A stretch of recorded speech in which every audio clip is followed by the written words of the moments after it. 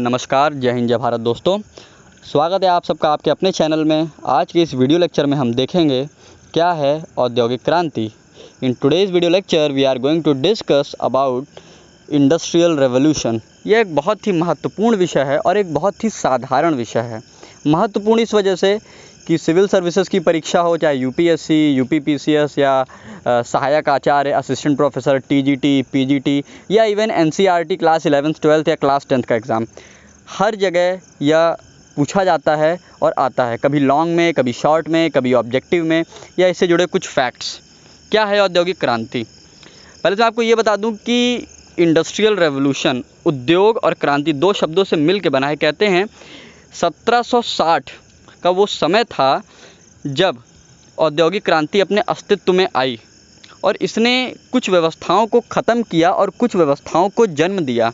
जिन व्यवस्थाओं को ख़त्म किया वो था फ्यूडलिज़म, सामंतवाद, राजतंत्र, राजशाही यानी किंगशिप और हाथ से कार्य करने की प्रणाली।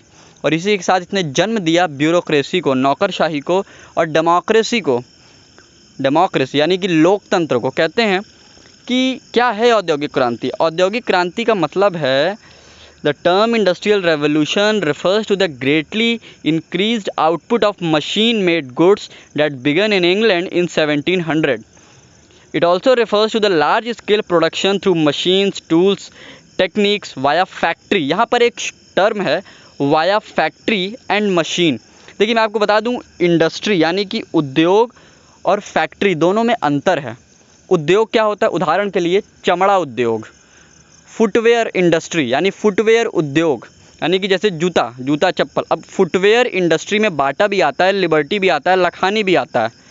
लेकिन जब हम बात करेंगे फैक्ट्री की, तो बाटा की कोई एक फैक्ट्री वो इकाई होती है जहाँ पे कच्चे माल से एक फाइनल अंततः गुड्स को यानी कि उत्पाद को तैयार किया जाता है और मार्केट में बेचने के लिए रेडी किया जाता है। फैक्ट्री क्या है? एक ऐसी इकाई है जहां उत्पादन किया जाता है। और उद्योग उसके कुल समूह को बोलते हैं, उसके कुल संचालन को बोलते हैं, जिसकी अलग अलग इकाइयां मिलकर एक उद्योग का निर्माण करती हैं। अब सवाल उठता है कि ब्रिटेन में ही सबसे पहले औद्योगिक क्रांति क्यों हुई? ब्रिटेन जो यूरोप का एक छोटा सा देश है, समुद्र के किनारे बसा हुआ, उस वहाँ पर इंग्लैंड, देखिए कहते हैं इंग्लैंड की जो क्रांति हुई थी उसने वहाँ पे लोकतांत्रिक व्यवस्था को और वहाँ की राजनीतिक सिस्टम को बदल के रख दिया था। वहाँ के सरकार ने, वहाँ के राजाओं ने राजशाही को हटाते हुए एक नए व्यवस्था को अंजाम दिया और अपने यहाँ के व्यापारियों को और सामंतों को एक नई व्यवस्था लाने के लिए प्रेरित किया। लोगों से कहा आप खूब खोज करिए, आविष्कार करिए, इन्वेंशन करिए। और किसी भी उद्योग को लगाने के लिए सबसे महत्वपूर्ण पहली चीज़ ट्रांसपोर्ट यानी कि यातायात का सुगम साधन होना चाहिए। भाई आप उत्पादन तो बहुत सारा कर लेंगे, लेकिन वो उत्पादन बेकार है अगर आप उसको एक जगह से दूसरी जगह ट्रांसपोर्ट ना कर पाएँ, पहुंचा ना पाएँ। दूसरा सबसे महत्वपूर्ण कारण या महत्वपूर्ण इकाई या महत्वपूर्ण चीज़ जो हमें चाहिए औद्योगिक क्रांति के लिए, वो था विज्ञान और तकनीक, मशीनें। और तीसरा हमारे पास जो होना चाहिए वो था कच्चा माल यानी कि रॉ मटीरियल। तब जाके एक फैक्ट्री का सेटअप होता है। और फैक्ट्री सिस्टम है क्या? फैक्ट्री सिस्टम एक ऐसा सिस्टम है जहाँ पे घरेलू उत्पादन को तब्दील किया जाता है फैक्ट्री में बड़े पैमाने पे मशीन के माध्यम से उत्पादन करने के लिए। आपके सामने अभी एक चार्ट खुलकर आया, उसमें डोमेस्टिक सिस्टम और फैक्ट्री सिस्टम में कंपैरिजन है। जैसे डोमेस्टिक्स यानी घरेलू इकाई में क्या होता है? हाथ से काम होता है, परिवार के सदस्य या गाँव कस्बे के लोग मिलकर काम करते हैं। फैक्ट्री में मशीनों के द्वारा। घरेलू उत्पादन घर में होता है या गांव में होता है या कस्बों में होता है। फैक्ट्री में फैक्ट्री होती है, यहाँ दूर दराज से कर्मचारी आते हैं। घरेलू उत्पादन प्रणाली में उत्पादन छोटे स्तर का होता है, उसकी गुणवत्ता भाई स्वाभाविक सी बात है, जब हाथ से कोई चीज़ बनेगी और कोई चीज़ मशीन से बनेगी तो मशीन क्या उसमें पहले से सेट है, इतने डिग्री पे ऐसे ये डिज़ाइन है, तो उसमें फ़र्क नहीं आ सकता। और हाथ से क्या अभी एक ही व्यक्ति, एक ही कारीगर एक शर्ट को बनाए और उसको दोबारा फिर बनाए तो दोनों में देखिए कुछ ना कुछ अंतर आ ही जाता है। लेकिन मशीन ऐसा नहीं करती है। एक मशीन एक ही शर्ट को 100 बार बनाए, वही डिज़ाइन रहेगी, वही कटिंग रहेगी।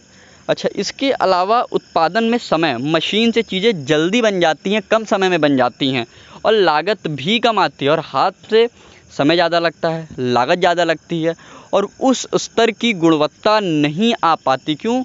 इंसान मशीन से तुलना नहीं कर सकता, वह मशीन के बराबर खरा नहीं उतर सकता। अब आप कुल्हाड़ी से पेड़ काटेंगे और मशीन से पेड़ काटेंगे तो इंसान थक जाएगा, लेकिन मशीन तो पेट्रोल से, डीजल से या बिजली से चलती रहेगी।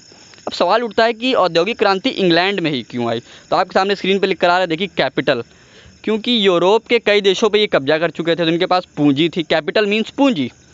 कॉलोनीज़ बताने की ज़रूरत नहीं है, भारत में ही इन्होंने 200 साल से ज़्यादा राज किया, तो यहाँ का सारा कच्चा माल वहाँ ले गए। कहते हैं कि पश्चिम का विकास पूरब के शोषण पे स्थित है।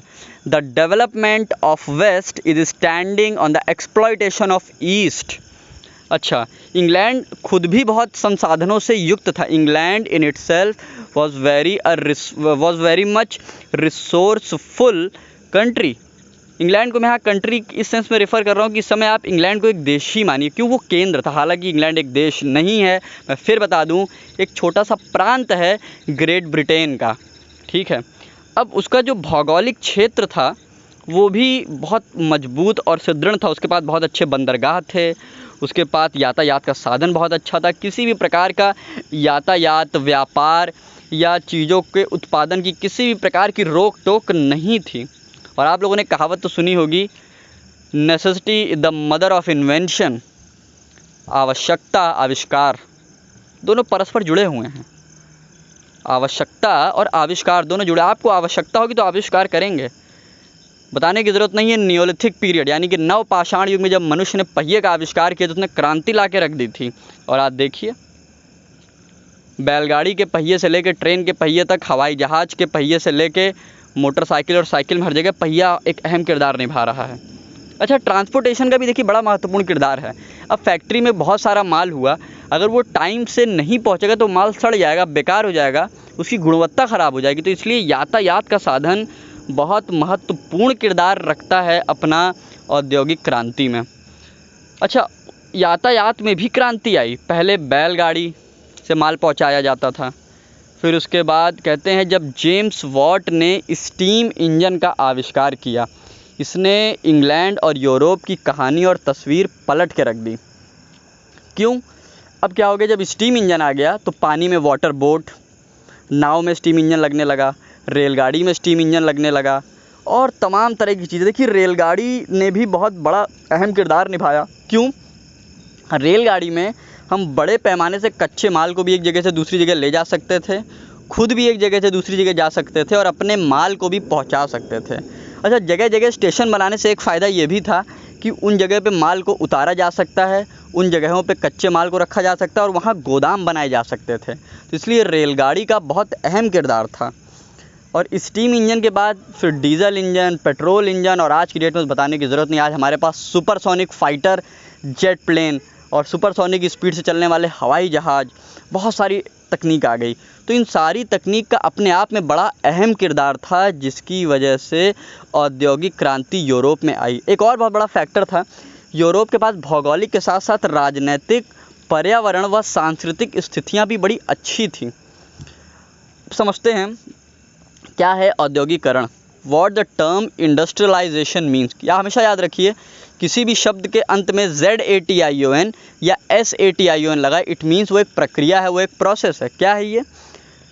Industrialisation is the process by which industries are established on a large scale in a definite geographical area. अच्छा, अब सवाल उठता है कि यूरोप ही पहले डेवलप क्यों किया। बताने की ज़रूरत नहीं है, मैं आपको फिर ये रिपीट कर रहा हूँ। पहले नंबर पे इंग्लैंड और दूसरे नंबर पे फ्रांस और तीसरे नंबर पे जर्मनी। कहते हैं प्रथम विश्व युद्ध के बाद जर्मनी ने अपने आप को बहुत तेज़ी से विकसित किया। हिटलर ने एक नया नारा दिया कि यहूदियों को ख़त्म करो और अपने आप को बहुत तेज़ी से विकसित करो। ये दोनों चीज़ें पैरेलल चल रही थीं। एक तरफ यहूदियों का नरसंहार, एक तरफ ज्यूस का हॉलोकॉस्ट और जीनोसाइड, और दूसरी तरफ यूरोप में जर्मनी अपनी स्थिति मजबूत कर रहा था। इंग्लैंड और फ्रांस, क्योंकि इनके पास पहले से कई सारी कॉलोनीज़ थीं अफ्रीका में और एशिया महाद्वीप में, ये तो अपने आप को दृढ़ कर ही चुके थे। लेकिन साथ ही साथ जर्मनी और इटली, इन लोगों ने ब्रिटेन पे और फ्रांस पे हमला करके, प्रथम विश्व युद्ध और क्रमशः द्वितीय विश्व युद्ध की मैं बात कर रहा हूँ, और बीच में भी कई छोटे मोटे युद्ध हुए हैं, जिसकी वजह से यूरोप के ये तीन देश, ग्रेट ब्रिटेन, फ्रांस और जर्मनी, आप इटली को भी इसमें रख सकते हैं एक चौथे देश के रूप में, जिसने बहुत तेज़ी से विकास किया। ठीक है, अब इसका प्रभाव क्या हुआ? इसका पहला प्रभाव ये हुआ, पूरे यूरोप में इंडस्ट्रीज़ लगने लगीं, कॉलोनियलिज्म बढ़ने लगा, साम्राज्यवाद बढ़ने लगा, उपनिवेशवाद बढ़ने लगा। अच्छा, एक बात और थी, यूरोप के कई विचारक भी थे, जैसे एडम स्मिथ, इनकी किताब थी वेल्थ ऑफ नेशंस। ये भी कहते हैं लासे फेयर, एक वर्ड लिखा देखिए यहाँ काले से, LAISSEZFAIRE, लासे फेरे बोलते हैं, लासेस फेयर बोलते हैं। ये पॉलिसी क्या कहती है? ये पॉलिसी ये कहती है, ये एक नीति है, एक सोच है कि राज्य को व्यक्तियों के आर्थिक मामलों में दखल नहीं देना चाहिए। राज्य को, द टर्म लासे फेरे says that the state means government should not intervene in the economic matters of individual.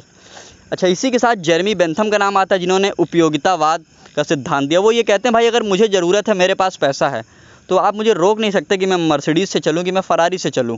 भाई मेरे पास पैसा है, मुझे उपयोगिता है, मुझे ज़रूरत है, तो मैं करूँगा। अच्छा, माल्थस का भी एक सिद्धांत था, TR माल्थस एक बहुत बड़ा नाम है जब हम डेमोग्राफी की और जनसंख्या की बात करें। इनका भी कहना था जनसंख्या चाहे जितनी तेज़ी से बढ़े, प्रकृति उसको अपने आप कंट्रोल कर लेती है, नियंत्रित कर लेती है। अच्छा, रिकार्डो का सिद्धांत, रिकार्डो ने भूमि का सिद्धांत दिया था कि संसार में भूमि एक लौती ऐसी वस्तु है, इसकी कीमत कम नहीं हो सकती। क्यों? आबादी तेज़ी से बढ़ रही है, संसाधन सीमित हैं। अच्छा, इसी में कार्ल मार्क्स और फ्रेडरिक एंगल जैसे तमाम विचारक आए, जिन्होंने पूंजीवाद, समाजवाद मीन्स कैपिटलिज्म, सोशलिज्म और कम्युनिज्म की बात की। अच्छा देखिए, कोई भी विचार जब आता है तो उसके खिलाफ में भी विचार, ऐसे आजकल आप सब जानते हैं कि भारत में लोग मोदी जी की, कई लोग उनकी आलोचना करते हैं, कई लोग उनकी तारीफ़ करते हैं। तो देखिए, उससे फ़र्क नहीं पड़ता, जब भी कोई विचार या कोई आविष्कार होता है तो लोग उसकी आलोचना करते हैं, और ये ज़रूरी भी है। क्या है कैपिटलिज्म, क्या है सोशलिज्म, क्या है कम्युनिज्म, आगे डिटेल में इसको हम समझा देंगे। एक कार्ल मार्क्स एक बहुत बड़ा नाम आता है, जब भी उद्योगों की बात होगी, पूंजी की बात होगी, पूंजीपतियों की बात होगी, पूंजीवाद की बात होगी, समाजवाद, तो कार्ल मार्क्स का नाम आता है।